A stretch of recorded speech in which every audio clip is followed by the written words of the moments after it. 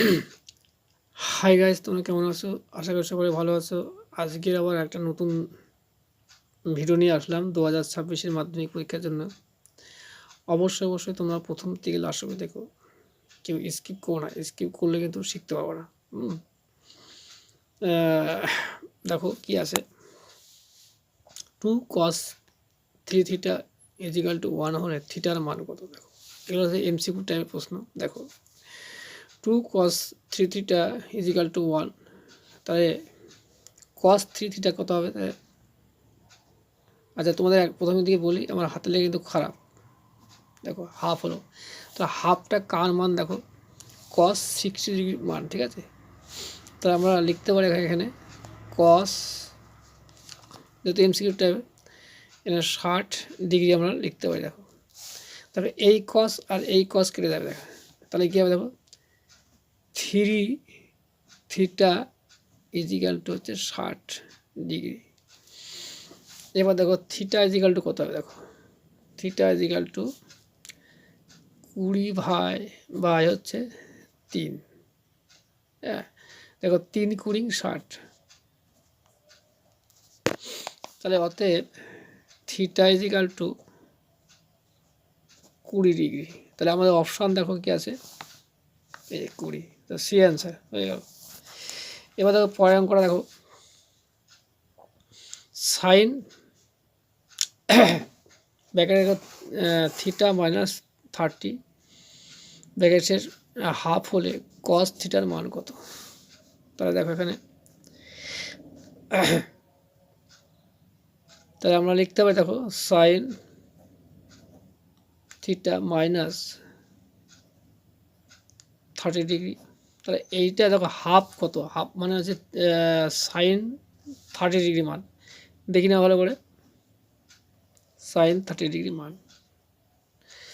এবার এই সাইন আর এই সাইন কেটে গেল, তাহলে কি হবে? দেখো, theta minus 30 degree equal two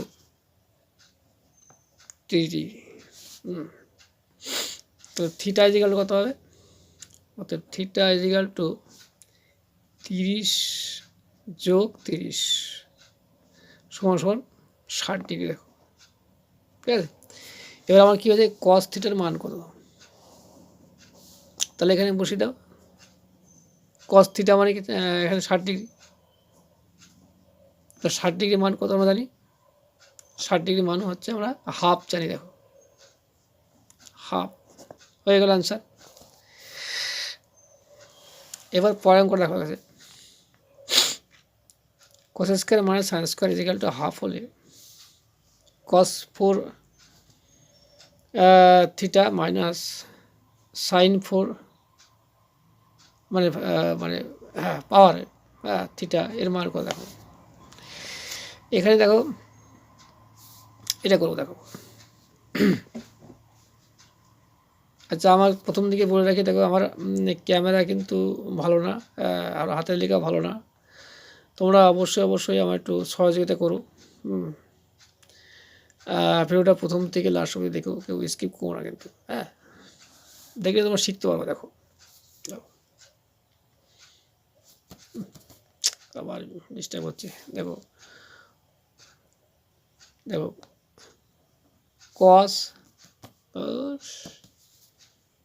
তাহলে কি আছে, 4 থিটা মাইনাস সাইন পাওয়ার 4 থিটা। তাহলে এটাকে আমরা কি লিখতে পারি? দেখো,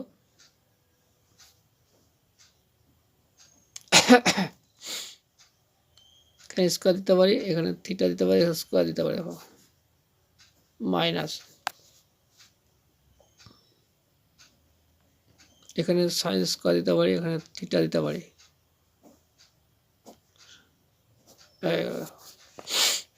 এবার দেখো, square minus B square formula. দেখো, তাহলে ব্র্যাকেট লিখতে পারি, cos square theta,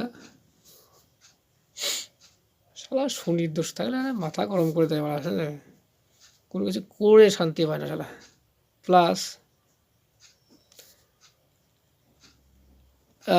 sine square theta, দেখো এ প্লাস বি হলো। দেখো এবার আমরা কিন্তু ক্লাস 8-এ কিন্তু A square minus B square formula করেছি, সেই ফর্মুলাতে কিন্তু আমরা করছি কিন্তু। দেখো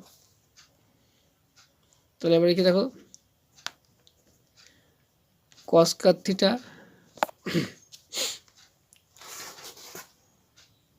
মাইনাস সাইন স্কয়ার থিটা। দেখো দেখো sine square plus cos square theta equal to 1 হয়। যেহেতু এখানে এলোমেলো আছে অসুবিধা নেই, আমরা এখানে কিন্তু 1 বসাতে পারি। 1 গুণিত, এবার এটা দেখো বসাতে পারি